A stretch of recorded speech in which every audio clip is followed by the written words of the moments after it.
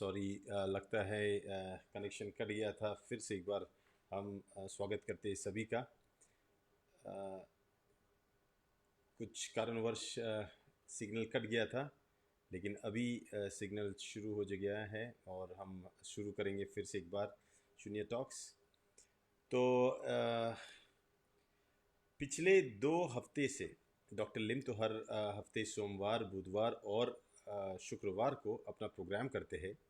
और किसी कारणवश मैं पिछले हफ्ते आ नहीं पाया, क्योंकि हर शुक्रवार को हम कोशिश करते हैं कि जो डॉक्टर लिम की जो शुक्रवार का सेशन होता है शून्य का, उसको हिंदी में करें। I would like to tell this is completely going to be a Hindi session, because this is nothing but just we are going to take a insight into what Dr. Lim talks about on Fridays on Shunya Talks. So people who are from the who do not understand Hindi can actually go back and refer to Dr. Lim's talk. और हिंदी जानने वाले सभी लोगों का स्वागत है शून्य talks में। पिछले 2 साल से शून्य ने सच में काफ़ी हद तक अभी लोगों के दिलों तक पहुंचा हुआ है। लोग इसे प्रैक्टिस कर रहे हैं और मुझे ये यकीन है कि जैसे जैसे वक्त आएगा, जैसे वक्त बढ़ेगा और हम देखेंगे कि शून्य की प्रैक्टिस ये आप लोग समझ पाओगे कि ये कोई धर्म की से जुड़ी हुई प्रैक्टिस नहीं है, किसी स्पेशल चीज़ को पाने की कोशिश नहीं है। ये सिर्फ हमारे मन को रीसेट करने की कोशिश के लिए हम ये प्रैक्टिस करते हैं और ये डॉक्टर लिम से आई हुई है।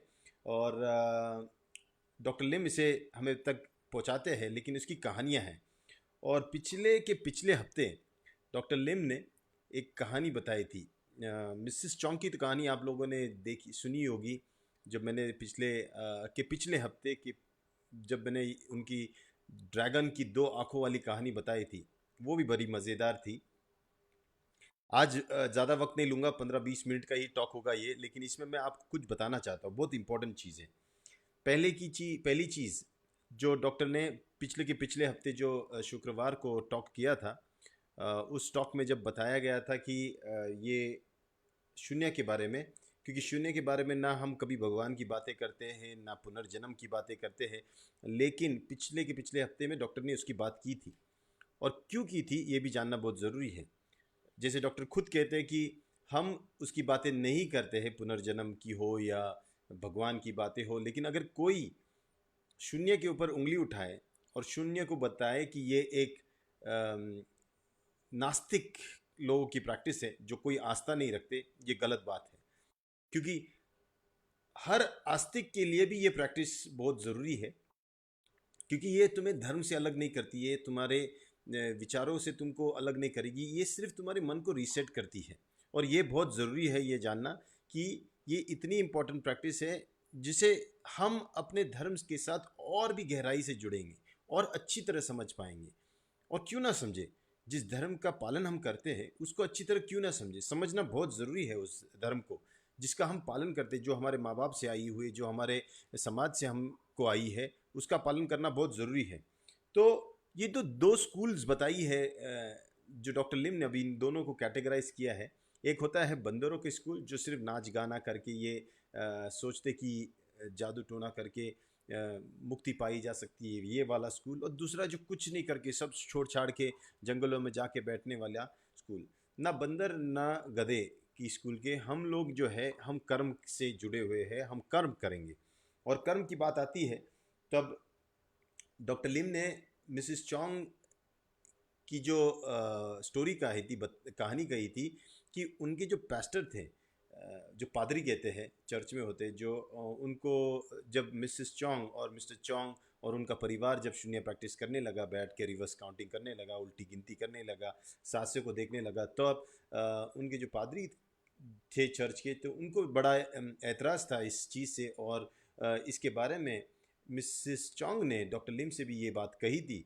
और डॉक्टर लिम ने कहा कि मैं उस पादरी से मिलना चाहूँगा, वो मैं समझाना चाहूँगा। लेकिन मिसिस चोंग ने समझा कि अगर डॉक्टर लिम शायद अगर मिल जाए तो कहीं ना कहीं वाद विवाद हो सकता है, कुछ प्रॉब्लम हो सकती है, इसीलिए बहुत अरसों तक उन दोनों को मिलने नहीं दिया। लेकिन कारणवश कभी तो वो मिले, और जब डॉक्टर लिम उनसे मिले तब डॉक्टर लिम ने देखा कि बड़े ही प्यारे इंसान थे पादरी, और बड़े अच्छी तरह से बातें कर रहे थे। और एक चीज़ उन्होंने शुरू कर दी, पादरी ने, कि ये कहना कि आप जो ये मेडिटेशन वगैरह करते हो, ये आप सब गलत करते हो, इसमें से कुछ फ़ायदा नहीं है, आपको सिर्फ विश्वास होना चाहिए भगवान पे, बस इतना कर दो, बाकी सब हो जाएगा, मेडिटेशन करने की ज़रूरत नहीं है। और आप ये जो प्रैक्टिस करते हो, आपकी जो विचारधारा है पुनर्जन्म की, ये वो सब चीज़ें, इसका कोई मायने नहीं है, आपको सिर्फ श्रद्धा रखनी चाहिए, बाकी सब ऊपर वाला करेगा। और यीशु क्रिस्त जो है, ये इस पे विश्वास करिए और आपका काम हो जाएगा। तो डॉक्टर लिम को कहीं ना कहीं किसी ने अगर शून्य पे उंगली उठाई तो नेचुरल है उनको कहीं ना कहीं एक डिफेंसिव मैकेनिज्म आ गया, और उन्होंने पादरी से थोड़ा सा संवाद किया। और बड़ी अच्छी कहानी है, अगर आप इंग्लिश में कभी सुनो, या अभी इसकी सब टाइटल्स भी आएंगी हिंदी में, तो उसको भी ज़रूर पढ़ना। मैं उस पर डिटेल में नहीं जाऊँगा, लेकिन मैं एक चीज़ कहना चाहता हूँ यहाँ पे कि जो रीइंकारनेशन की बात कही थी, जो पुनर्जन्म की बात की थी, बड़ी अच्छी तरह से देखो, तर्क में हमारे डॉक्टर लिम कितने स्मार्ट हैं, और कितने प्यारी तरह से उन्होंने उनके साथ सवाल जवाब करके उनके पास से ये मनवा लिया कि शून्य की प्रैक्टिस में कोई एतराज़ नहीं है, कोई प्रॉब्लम नहीं है। तो क्या कहा था पादरी से? डॉक्टर लिम ने कहा, पहले चीज़ ये पूछी कि क्या भगवान ने हमें एक फ्री विल दी है, क्या हम हमारे मन से कुछ कर सकते या नहीं कर सकते? बोलते हाँ, ज़रूर कर सकते हो, और इसी मन से तो भगवान ये चाहता है कि तुम उससे प्यार करो, ताकि फिर वो तुमसे प्यार करे। तो ये लेन देन वाला खेल है।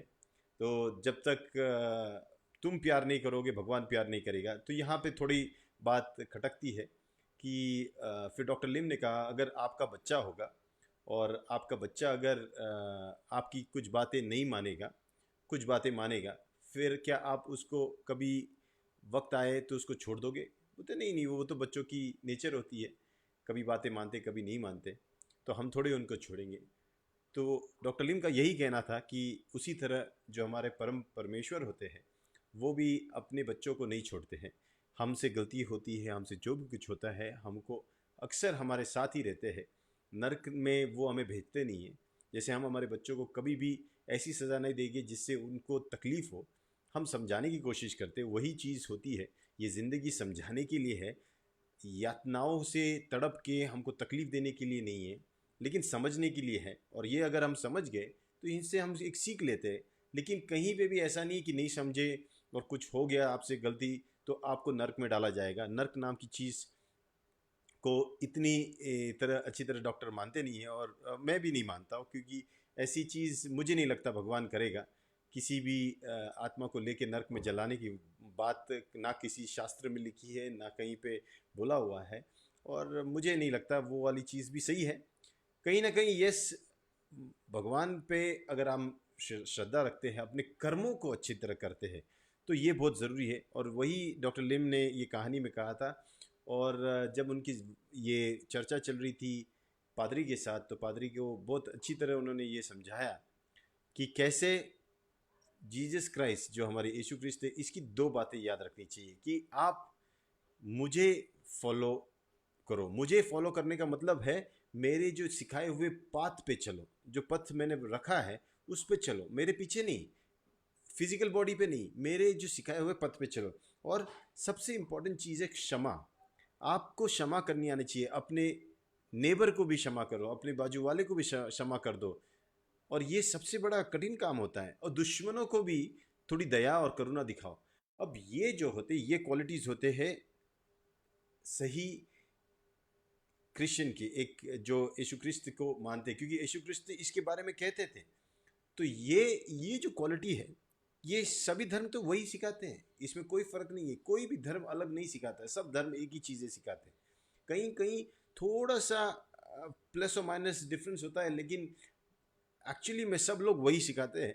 और शून्य ना किसी धर्म के बारे में कहता है, ना कुछ बोलता है। हम तो यही कहते हैं कि प्रैक्टिस करो, क्योंकि प्रैक्टिस करने के बाद क्षमा खुद ब खुद आनी शुरू हो जाएगी, करुणा खुद ब खुद अंदर से आनी शुरू हो जाएगी। बहुत सिंपल प्रैक्टिस है, इसे करने के बाद ही आपको इसका अनुभव हो सकता है। दूसरी चीज़, जब ये प्रैक्टिस हो रही थी, डॉक्टर इनको समझा रहे थे पादरी को, तो उसके बाद जब दूसरे वाले एपिसोड में डॉक्टर लिम ने चमत्कार के बारे में कहा। चमत्कार, अब शून्य में चमत्कार होते हैं या नहीं होते, ये तो वो व्यक्ति जो कर रहा है प्रैक्टिस वही बताए। देखो, चमत्कार का मतलब जो है, जो आपने भरोसा नहीं किया था वो चीज़ का हो जाना, उसको चमत्कार कहते हैं। और चमत्कार ज़िंदगी में अक्सर होते हैं, हर पल हो रहा है। आप खुद एक चमत्कार हो, मैं खुद एक चमत्कार हूँ, ये पूरा संसार एक चमत्कार है। तो चमत्कार तो हो रहा है, लेकिन ये जो चमत्कार की बातें होती है, यहाँ पे भी बाबा और गुरु लोग मेडिटेशन करने पर कभी ना कभी वो एक फीलिंग आ जाती है, एक स्टेट आ जाती है, जहाँ पे आप एक ऐसी अनुभूति पाते हो जिसको आप एक मैजिकल एक्सपीरियंस कह सकते हो। और उस चीज़ को अगर आप बेचो और उस पर अगर पैसे बनाते हो, तो कहीं ना कहीं आम जो इंसान है उसको आप गुमराह करने की कोशिश करते हो। जैसे एक बड़े बाबा थे, बड़े फेमस बाबा थे, मैं उनका नाम नहीं लूँगा, फॉरेनर भी थे, और उनकी बड़ी आश्रम्स और ये थे, और उनका एक प्रोग्राम था, लेविटेशन प्रोग्राम, मतलब हवा में उड़ने वाला ये प्रोग्राम जो था। और डॉक्टर लिम के साथ जो व्यक्ति थी, एक छोटे टाइम कॉन्ट्रैक्टर, जिनको ये मिराकल की बहुत शौक था कि ये मिराकल्स होने चाहिए, और उसके लिए बड़े पैसे दे के वो कोर्सेज भी करते थे उड़ने के। तो डॉक्टर लिम से जब वो मिले, तब उन्होंने बताया कि वो अभी उड़ना सीख रहे हैं। तो डॉक्टर लिम बड़े अचंभित हो गए कि उड़ना क्यों सीख रहे हो? बोलते हैं नहीं, बस वो मैजिकल एक्सपीरियंस चाहिए और इसीलिए सीख रहा हो। और वो बैठे, और डॉक्टर लिम ने उनको पूछा कि कैसे करते हो आप, ये उड़ना कैसे होता है? तो बोलता है कुछ नहीं, मैं ऐसे बैठ देता हूँ पालथी मार के, और पद्मासन बैठने के बाद फिर मैं ध्यान की अवस्था में जंप करता हूँ। तो डॉक्टर बोले वो जंपिंग है, वो उड़ना नहीं है, आप उसको उड़ना कैसे कह सकते हो? बोलते नहीं, ये तो स्टार्ट है, कोई भी चीज़ उड़ने के पहले थोड़ा जंप करती है, फिर उसके बाद उड़ेगा। मैं मेरा फर्स्ट स्टेप है। तो डॉक्टर लिम ने कहा तुम्हारा गुरु जो सिखाता है, क्या वो उड़ता है क्या? मतलब यहाँ वहाँ उड़ के दिखाता है क्या? पता नहीं, नहीं वो ऐसे नहीं दिखाते, वो सबको ऐसी स्किल नहीं दिखाते। तो डॉक्टर लिम बोले फिर ये कैसे है, मतलब समझ में नहीं आ रहा, ये उड़ना बिड़ना कहीं भी मैच नहीं हो रहा, और उड़ के करेगा क्या? और ये बात सही भी है। उसी तरह डॉक्टर लिम ने और एक कहानी बताई, जो जो स्नेक चार्मर की होती है, जो एक सांप को ऊपर मतलब बीन से बजा के ऊपर छोड़ देते हैं।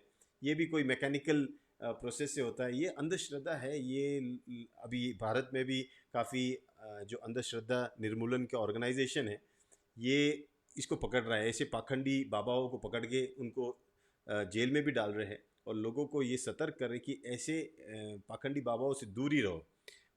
डॉक्टर लिम ने एक बार कहीं से तो देखा होगा कि एक नारियल जो था, एक बाबा था जो नारियल ऐसा रखता था, और नारियल गोल गोल गोल गोल घूमता था, और लोगों को बोलता देखो मैंने भूत को पकड़ लिया।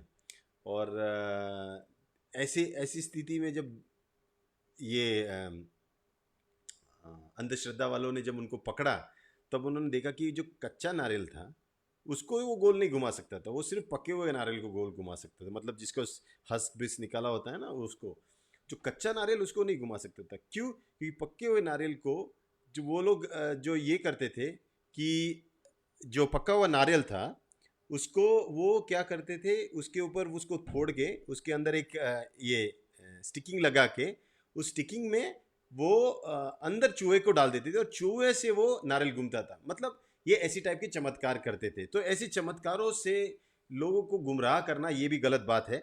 और मैं भी टोटली अग्री करता हूँ डॉक्टर लिम से कि हमारा जो कोशिश होना चाहिए कि ऐसे जो लोगों को गुमराह कर रहे हैं, जो बाबा बन के, गुरु बन के, ये लोग हमें हमारे मार्ग से भटका रहे हैं। और हमारा मार्ग जो है, धर्म का मार्ग जो भी है, आपका हो, आप हिंदू हो, क्रिश्चियन हो, मुस्लिम हो, जो कोई भी हो, आपका धर्म आपके लिए एक अच्छा माध्यम है जिससे आपको मुक्ति मिलने वाली है। लेकिन उसको समझना बहुत ज़रूरी है, और उसके लिए मन का साफ होना, शुद्ध होना, और रिसेट करके आपके जो भी दुख है, दर्द है, उसके थ्रू नहीं, लेकिन एक सच्चे सादगी वाले मन से भगवान को देखना, उसकी पूजन करना, या जो भी कुछ करना चाहते हो, आपके लिए शून्य प्रैक्टिस करना बहुत ज़रूरी है।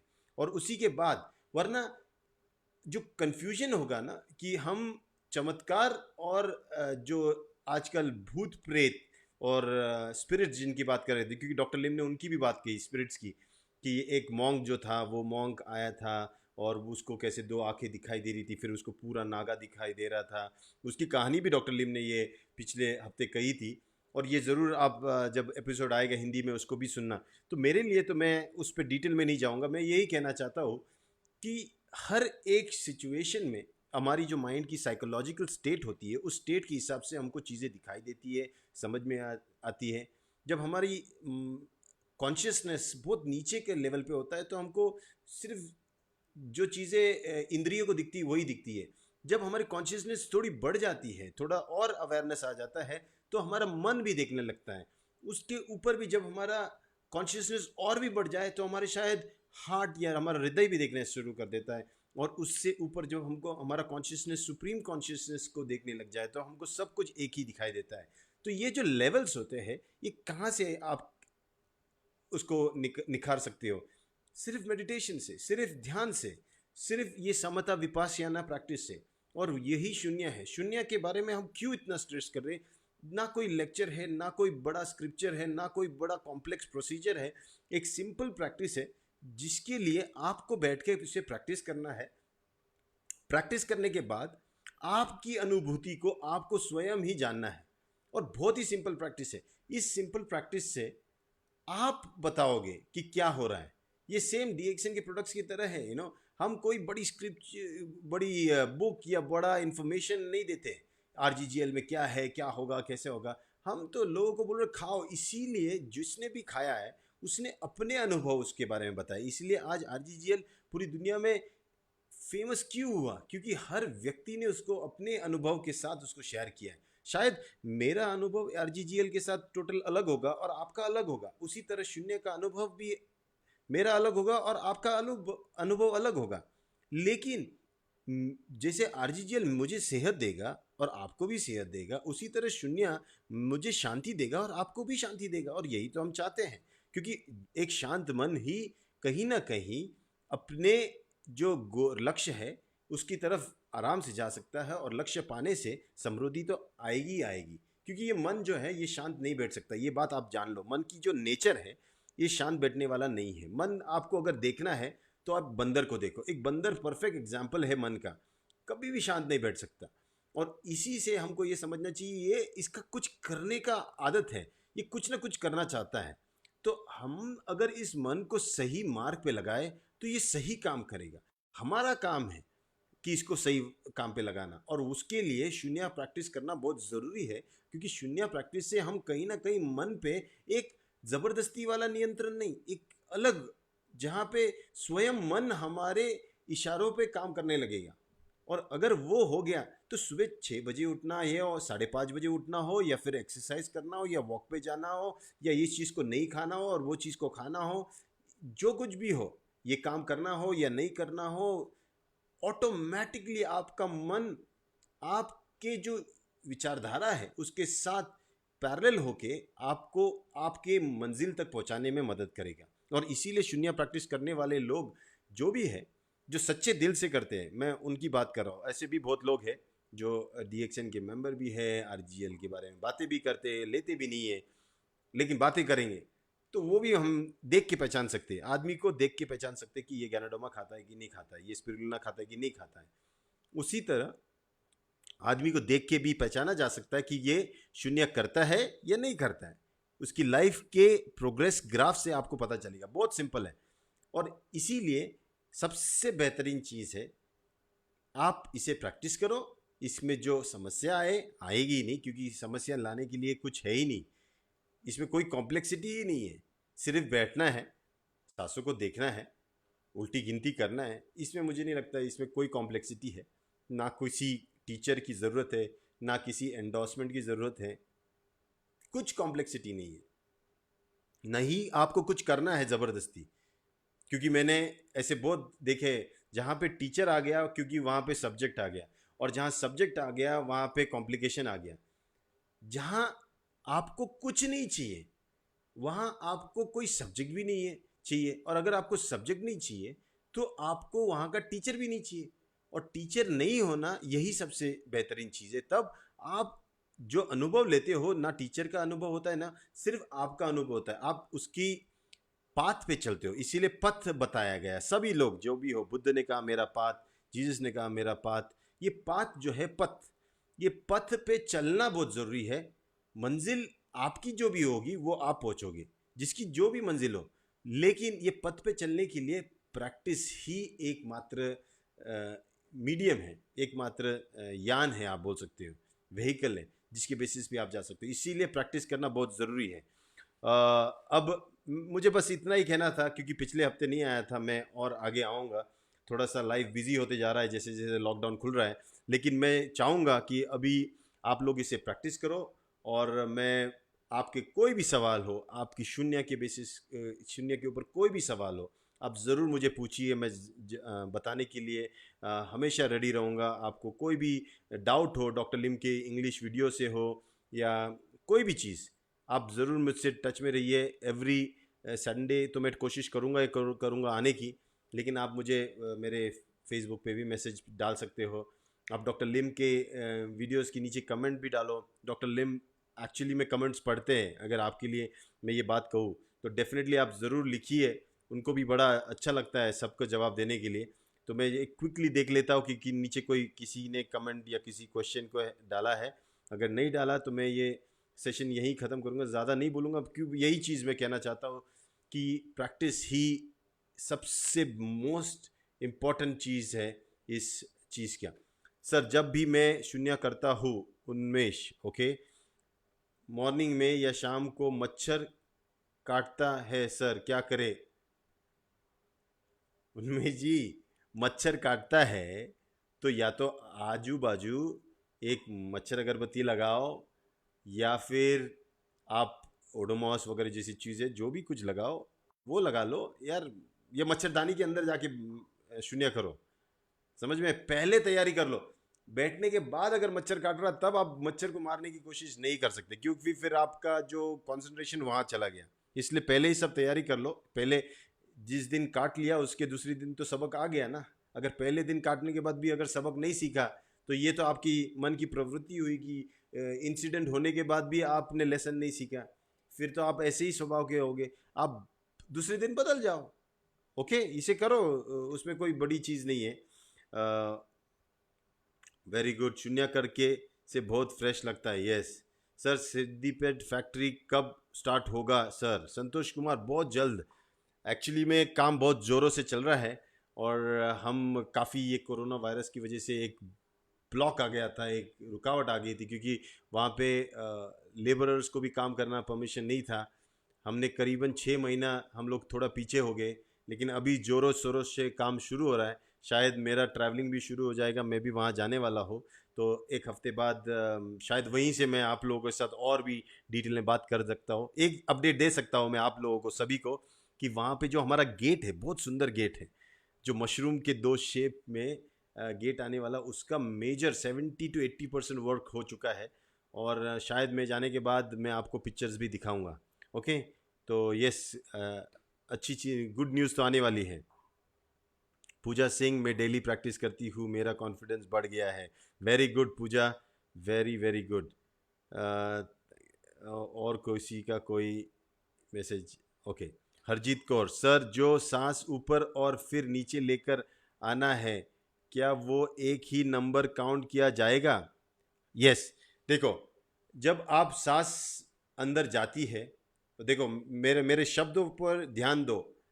मैंने ये नहीं कहा कि सांस ले रहा हूँ, मैंने कहा जो मेरी सांस अंदर जा रही है, मतलब जो नेचुरली हो रहा है। जब वो सांस अंदर जा रही है और वो जब बाहर आएगी, तब मैं गिनूंगा 9।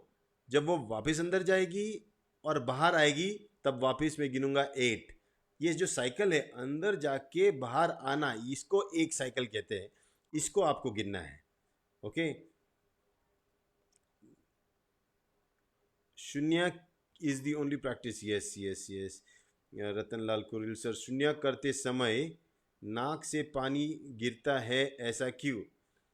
शून्य करते समय नाक से पानी गिरना, ये कहीं ना कहीं, आप अगर आपकी आईज में से कोई इरिटेशन होती होगी, क्योंकि आँख, नाक में से पानी गिरना मतलब आँख से गिरना, क्योंकि आँख और नाक के बीच में जो ट्रैक होता है नेसोलैक्रिमल डक्ट कहते हैं, नेसोलैक्रिमल डक्ट, उस डक्ट में से आँख का जो पानी होता है वो नाक में आता है।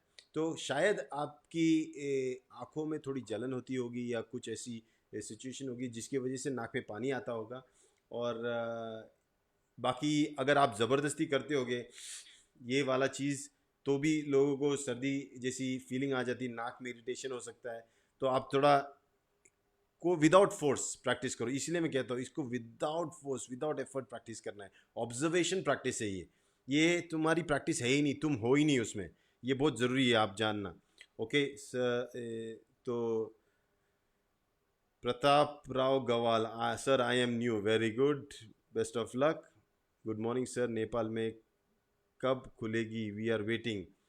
Ashok ji we are also trying our best, हम लोग कोशिश कर रहे हैं, सब कुछ होगा। ये पैंडमिक ने थोड़ा सा हमें डिले कर दिया, वरना जोर शोरों में हमने काम शुरू कर दिया। सबसे बड़ी शून्य की गैदरिंग भी वहाँ नेपाल में होने वाली थी, वो भी पेंडिंग है, वो भी हम लोग करने वाले हैं। रफ़ीक जी आपके जो लीडर है नेपाल के लुम्बिनी से, उनके साथ हमारा काफ़ी क्लोज का रिलेशन है, वो ऑर्गेनाइज़ करने वाले सबसे बड़ा गैदरिंग। और वो जैसे ही लॉकडाउन खुल जाएगा, सब कुछ सिचुएशन ठीक हो जाएगी, सबसे पहला गैदरिंग, मेगा गैदरिंग अगर होगा तो वो नेपाल में होने वाला है। ओके, उन्मेश जी का सवाल है, सर 9 से 0 तक करता हूँ, 29 से 0 तक करता हूँ, 99 से 0 तक करता हूँ, उसके आगे क्या करे सर प्लीज़ टेल। ओके हाँ, जो लोग 99 to 0 कर पा रहे हैं, अच्छी तरह कर पा रहे हैं, विदाउट ब्रेक विदाउट कोई, तो आपको उसके बाद उस अवस्था में जब 99 से 0 तक पहुंच जाते हो, उसके बाद आपको वहीं पे जो है 0 गिनती छोड़ देनी है। 99 से 0 आने के बाद गिनती छोड़ देनी है और सिर्फ 700 को देखना है, 700 को अंदर जाते हुए बाहर जाते हुए देखना है, बस गिनती नहीं करनी है। अभी मन को ना गिनने लगाना है। अब क्या होगा, अब मन गिनेगा नहीं और सिर्फ उसका ध्यान लगा है सिर्फ देखने में, तो ये वापस उछल के जाएगा कुछ और ख्यालों में, और आपको कुछ ख्याल आएंगे, कुछ वापस डिस्टर्बेंस आएगा। मतलब आप सिर्फ देख नहीं सकते हो, आपको देखने के लिए वो अलाउ ही नहीं करेगा, वो कुछ तो विचार लेके आएगा। जैसे वो विचार लेके आया, वापस आपको गिनती शुरू करनी है, लेकिन इस बार 9 to 0 करो, क्योंकि आपने 99 to 0 कर लिया है अच्छी तरह। अब आप सिर्फ 700 पे देखने की कोशिश करो। अगर आपका मन भटका तो वापस 9 to 0 आप गिनती करना शुरू कर दो, बस इतना ही करो। ये स्टेज में आपको रहना है, सिर्फ देखते रहना है। अगर आप देखते रहे और मन में एक भी विचार नहीं आया, सिर्फ देखते रहे, कोई भी विचार नहीं आया, एक स्टेज ऐसा आएगा कि आपको सांसें रुकी हुई दिखेगी, आपको फील नहीं होगा। और ये मैं आपको इसलिए बता रहा हूं क्योंकि आप डरना मत, क्योंकि सांसें इतनी डेलिकेट हो जाती है, इतनी हल्की हो जाती है कि चल तो रही है लेकिन एहसास नहीं होता, क्योंकि बहुत ही रिलैक्स पोजीशन होता है, क्योंकि हमारे जो मसल्स होते हैं सब कुछ रिलैक्स। अब आप हो वैसी स्थिति में, लेकिन अब हवा अंदर बाहर जा रही है और एक अलग स्थिति होती है, एक कंप्लीटली समता की स्थिति होती है, जहां अब आपका अंदर का जो प्रेशर होता है, बाहर का प्रेशर, ये एक समान हो जाते हैं और एक बैलेंस स्टेट में आ जाते हैं। उस स्टेट में आपकी सांसें ऑलमोस्ट रुकने की तरह हो जाती, रुक जाती कंप्लीटली। और जैसे ये ना गुब्बारा होता है, एक गुब्बारा, जैसे आपने उसकी हवा छोड़ दी या उसको छोड़ दिया, तो एक स्टेज आती है जब बाहर की हवा अंदर की हवा दोनों बैलेंस हो जाती है, गुब्बारा अपना नॉर्मल शेप में आ जाता है छोटे इसमें। उसी तरह लंग्स अपने नॉर्मल शेप में आ जाता है। अब बहुत ही अलग टाइप का ब्रीदिंग होने लगता है, डिफरेंट टाइप ऑफ ब्रीदिंग होता है, और आपको वो एहसास होता है कि आप सांसें नहीं ले रहे हो, सांसें चलती होती है लेकिन सिर्फ फीलिंग आती है। ये स्टेज में विचारों के कोई चांस नहीं होता है, विचार नहीं आने चाहिए, और इसीलिए सिर्फ ऑब्जर्वेशन करो। उसके बाद एक स्टेज ऐसी आती है जिसको हम कहते हैं, जैसे समता आ गई विपासना की वजह से, मतलब देखने की वजह से, फिर आप अटेन करते हो एक स्टेज जिसको कहते हैं हम समाधि। ओके, ये बहुत इंपॉर्टेंट स्टेज होती है समाधि में। उस वक्त जो होता है वो रुक जाता है, वक्त का एहसास रुक जाता है। आपके लिए एक सांस, दो सांस सिर्फ एहसास होगा, आप बैठे हो, लेकिन जब कोई आपको मिलने आएगा, बोलेगा भाई साहब आप 2 घंटे से आप बैठे हो, और आपको लगेगा मैं 2 मिनट बैठा हूँ। ये बहुत अद्भुत अनुभव आता है समाधि स्टेट में। तो आप इसे प्रैक्टिस करो, आपको समझ में आएगा। ओके, ये आएगा धीरे धीरे करते करते आएगा। सैयद सिराज अहमद जी कहते हैं सर मैं प्रैक्टिस भी कर रहा हूँ और लोगों को शून्य ट्रेनिंग भी दे रहा हूँ, लोगों को बहुत अमेजिंग रिजल्ट्स मिल रहे हैं। यस, जितना आप प्रैक्टिस करोगे और दूसरा जितना आप सिखाओगे उस वक्त आप वापस प्रैक्टिस करोगे। याद रखना, ये जितना जो सिखाएगा उतना वो कुशल होगा। ये ऐसा खेल है और ये ऐसा प्रैक्टिस है, इसीलिए इसे आप सिखाते रहो। ओके, प्रताप राव गवाई को कोई हमारे ग्रुप में से मैसेज कर देना, उनको कैसे प्रैक्टिस करना है वो हेल्प कर देगा। तो कोई भी यहाँ से प्रताप राव आपको गाइड करेगा। सो अशोक पूर्वे जी, ओके। विशाल क्या कहते, गुड मॉर्निंग सर, जब शून्य करता हूँ मन से विचार चला चलता रहता है, but I can count 9 to 0, 29 to 0, 100 to 0। क्या इसको ध्यान लगा है, कह सकते हैं? देखो, अगर आप 9 to 0 गिन सकते हो 700 पे ध्यान देके, मैं ये नहीं बोल रहा हूँ आप अगर देखो, ऐसे तो मैं भी गिन सकता हूँ ऐसे बैठ के, लेकिन वो बात नहीं है। ये बात वो है कि आपका ध्यान होना चाहिए 700 का अंदर जाके बाहर आना आपने नहीं करना है, ये होना चाहिए। मैं वापस स्ट्रेस कर रहा हूँ, ये खुद ब खुद होना चाहिए और ये अंदर जाके बाहर आना और आपने गिनना 9, वापस अंदर जाके बाहर आना 8। ये आप अगर कर पाए तो आपको विचार आ ही नहीं सकते, क्योंकि मन तो दो चीज़ें कर रहा है, एक के पीछे एक। 700 पे ध्यान दे रहा है और एक गिनती कर रहा है, वापस 700 पे ध्यान दे रहा है और गिन रहा है। अगर आप विचार कर रहे हो तो शायद विचारों में ही आप गिनती कर रहे हो, तो कहीं ना कहीं कुछ गड़बड़ी है, विचार नहीं आना चाहिए। विचार आ गया तो आपका काउंट डेफिनेटली मिस होता है और आपको समझ में भी आता है, किसी की बताने की ज़रूरत नहीं है, आपको खुद समझ में आएगा। Sydney Xavier, hello sir, best wishes from doctor Sydney year. Hi Sydney. Sydney is an orthopedic doctor and a very good friend. Hope Sydney you are also practicing Shunya and you are a great teacher if you start practicing. कैसे शून्य करते time कैसे करे? हरि किशोर जी, शून्य करते वक्त 9 to 0, 29 to 0, 99 to 0 यही उसका टाइम है, उसके घड़ी का टाइम नहीं होता है, उसको उस तरह फॉलो करो। Happy good morning Dixon sir, Ramesh ji कहते हैं मैं रूम में ही शून्य कर सकता हूँ। बस रूम में करो, कहीं पे भी वक्त मिले, कहीं पे भी जगह मिले, वहाँ पे आप कर सकते हो, कोई प्रॉब्लम नहीं। Okay, Dhaniram Sahu sir, good morning sir, Chhattisgarh से Dhaniram Sahu, good morning sir. आंखें खुला रखे या आंखें बंद? आंखें खुली भी नहीं, बंद भी नहीं, जो बोलते हैं ना, छोटी सी गैप रखिए, ऐसा रखना है आपको। और आंखों और इसके बीच में से हल्की सी गैप क्यों रखनी है? ताकि आंख ऊपर ना चली जाए। आंख ऊपर चली गई तो सपने शुरू हो जाएंगे, आंख नीचे आएगी तो आप जागे हो।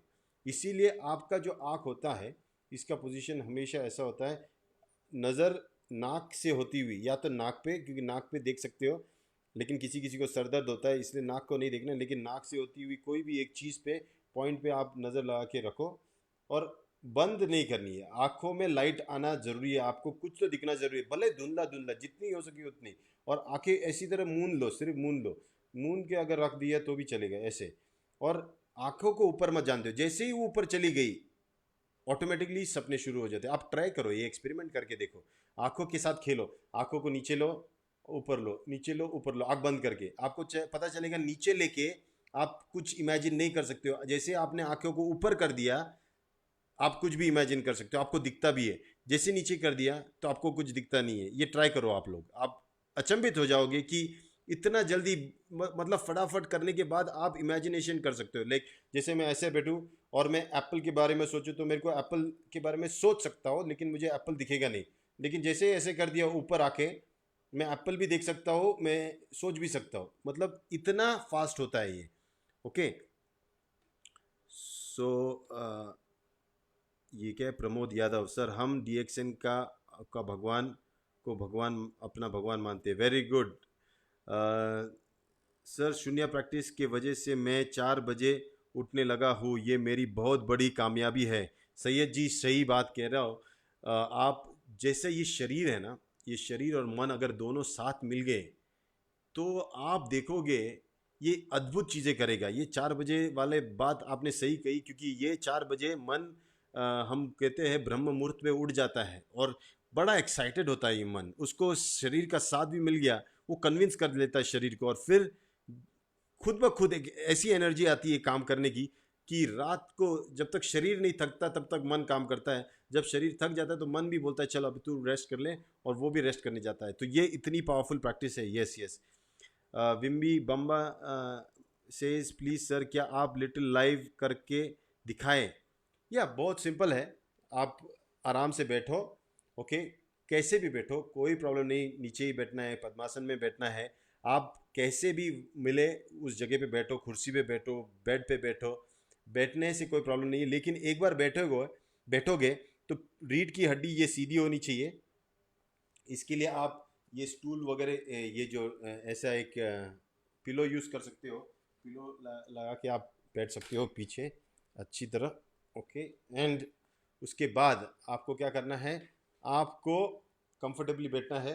कंफर्टेबली बैठने के बाद आंखों को थोड़ा मूंद देना है, और फिर हाथ ऐसे बैठना है, ऐसे लेके बैठना है, ऐसे लेके बैठना है, जैसे भी लेके बैठना है। आप अपने हाथ की पोजीशन रखो, और फिर सांसें जैसे अंदर जाएगी,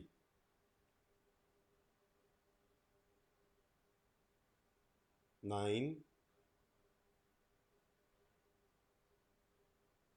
8, 7,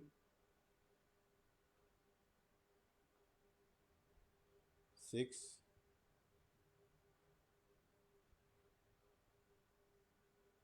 5,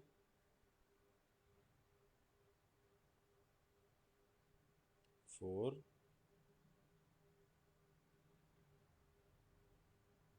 3,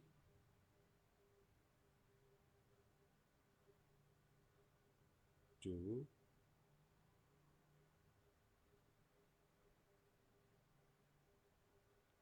1।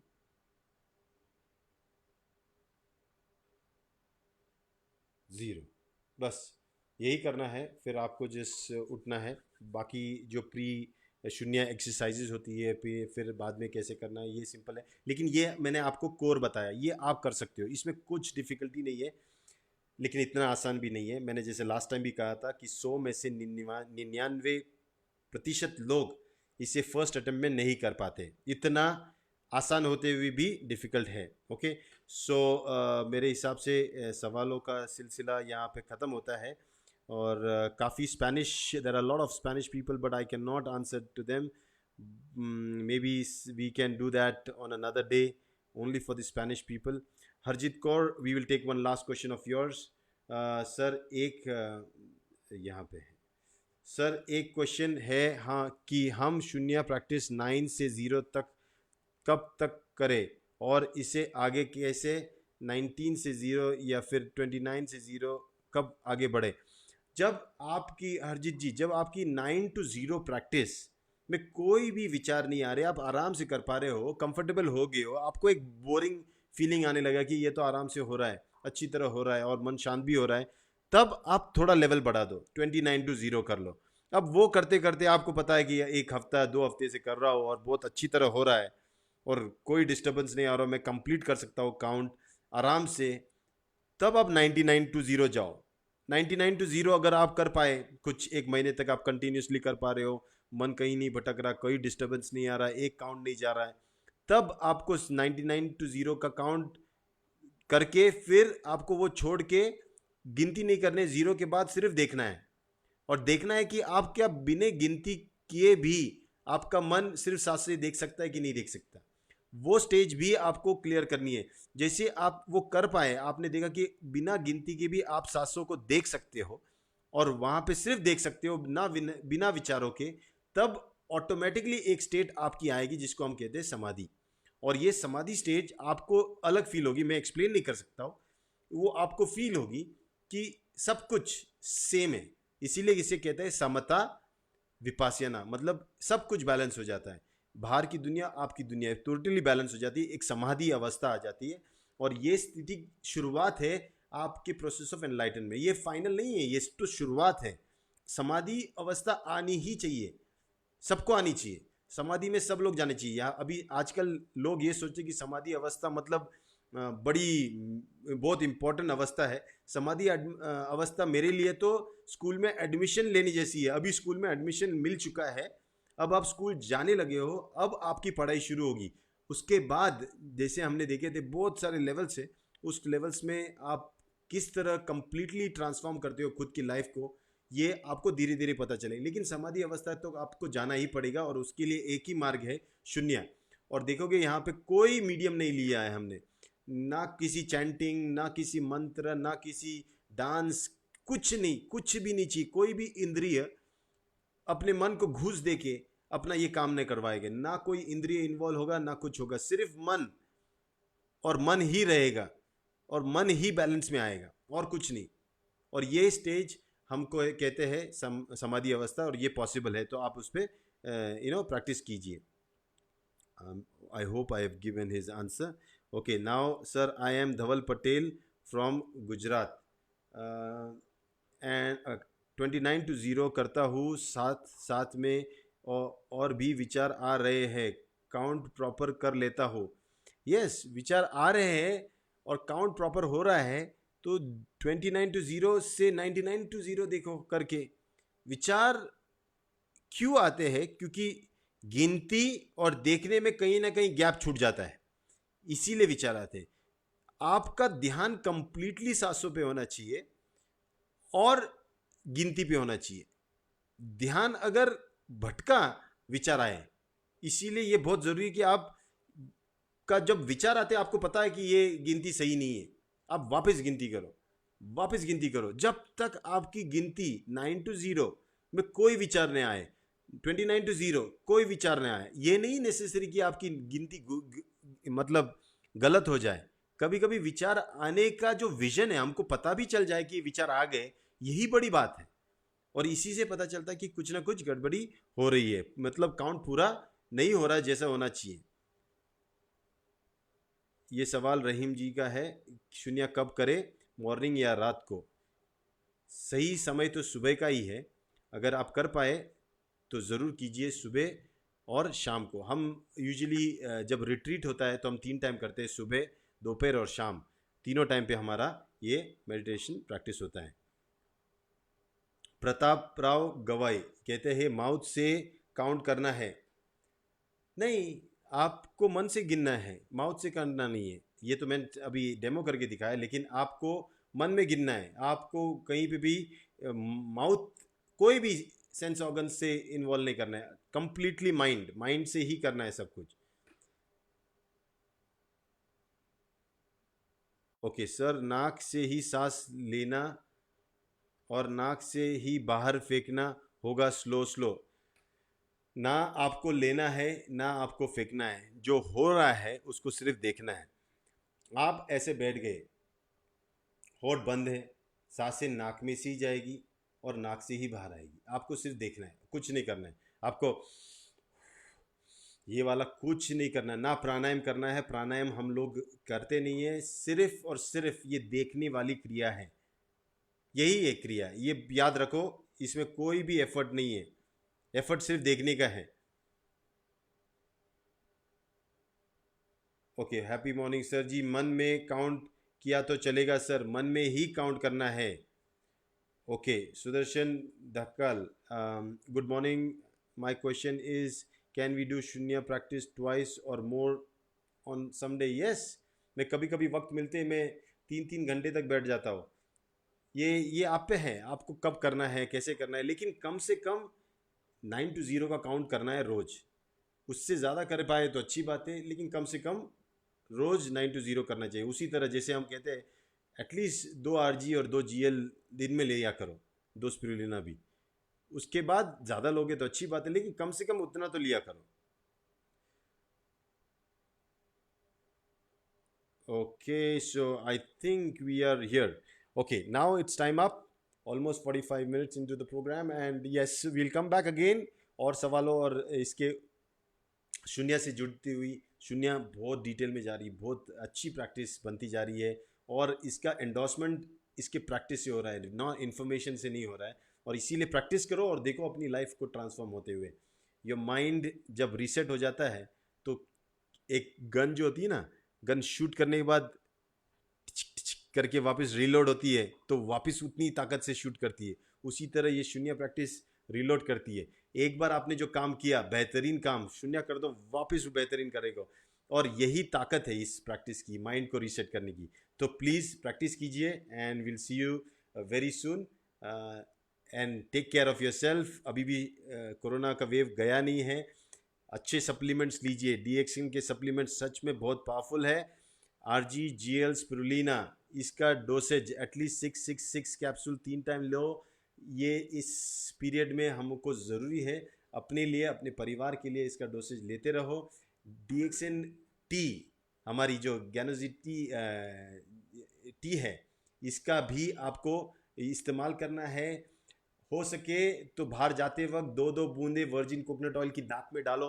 मास्क तो पहनो ही पहनो, लेकिन 2-2 बूंदे नाक में डालने से बहुत फ़ायदा होगा आपको। क्योंकि अगर गलती से कोई ड्रॉपलेट इन्फेक्शन या कोई वायरस अंदर नाक में जाएगा तो अपनी स्किन से डायरेक्ट टच नहीं होगा नाक की, वो तेल की परत पे टच होगा। और तेल जो होता है वो नाक में से जो आते हुए पानी के साथ बाहर निकल जाएगा, तो वायरस का चांस ही नहीं है अंदर जाने का, वो बाहर ही निकल जाएगा। तो हमारा वर्जिन कोकोनट ऑयल का भी बेस्ट इस्तेमाल कीजिए उसके लिए।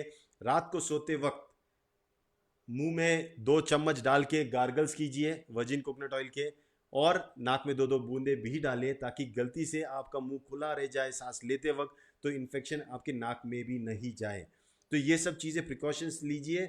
ज्ञानोजी सोप हमारा अच्छा है अपने हैंड वॉश के लिए, इससे अपने हाथ भी धोइए।